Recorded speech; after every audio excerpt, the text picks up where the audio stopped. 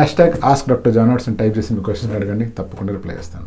జినేష్ P, మనం తరచూ గమనిస్తూ ఉంటాం, చాలామంది మంచి లైఫ్ స్టైల్ని లీడ్ చేస్తూ ఉంటారు. టైంకి పడుకుంటారు, టైంకి లేస్తారు, టైంకి ఫుడ్ తింటారు, రెగ్యులర్గా ఎక్సర్సైజ్ చేస్తారు, అనవసరమైన గాసిప్స్లో అస్సలు ఇన్వాల్వ్ అవ్వరు, ప్రశాంతంగా తన పని ఏదో చేసుకొని ప్రశాంతమైన జీవితాన్ని జీవిస్తూ ఉంటారు.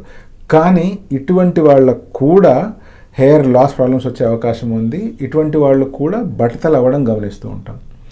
మరి అన్ని జాగ్రత్తలు తీసుకొని మంచి డైట్ తీసుకున్నా కూడా జుట్టు రాలిపోతుందా అంటే, ఒకవేళ మీ హెయిర్ లాసే కనుక జెనెటిక్ రీజన్స్ వల్ల స్టార్ట్ అయిపోయింది అనుకోండి, అంటే మీ ఫ్యామిలీలో కానీ మీ వంశపారంపర్యంగా ఏదైతే బాల్డ్నెస్ మీకు కూడా వస్తుంది అనుకోండి, అటువంటి సిచ్యువేషన్లో మీ తీసుకునే జాగ్రత్తలు ఏవైతే proper life style, work life balance, good diet, ఇవన్నీ ఏం చేస్తాయంటే ఎగ్జిస్టింగ్ హెయిర్ని కాపాడడానికి హెల్ప్ చేస్తాయి, మీ స్కాల్ప్ని హెల్దీగా ఉంచడానికి హెల్ప్ చేస్తాయి. కానీ hormone dependent, genetic dependent hair లాస్ని మాత్రం ఇవి స్టాప్ చేయలేవు. మరి మంచి diet, healthy life style maintain చేయడం వేస్టా అంటే అలా అనుకోకూడదు. ఎందుకంటే ఎవరైతే ఇలా ప్రాపర్ లైఫ్ స్టైల్ని లీడ్ చేస్తూ ఉంటారో వాళ్ళకి గనక సర్జరీ చేసినట్లయితే రిజల్ట్స్ ఒక నార్మల్ వ్యక్తి కంటే చాలా బాగా వచ్చే అవకాశాలు ఉంటాయి. ఎప్పుడైనా కూడా ఒక వ్యక్తి హెల్దీ లైఫ్ స్టైల్తో ఉన్నాడు అంటే అటువంటి వ్యక్తికి ఒక నార్మల్ వ్యక్తి కంటే మెడికేషన్ ఇచ్చినా, లేదా minor procedures like PRP, SMP, GFC లాంటివి చేసినా, లేదా ఎక్సోజోమ్ లాంటివి చేసినా, ఆర్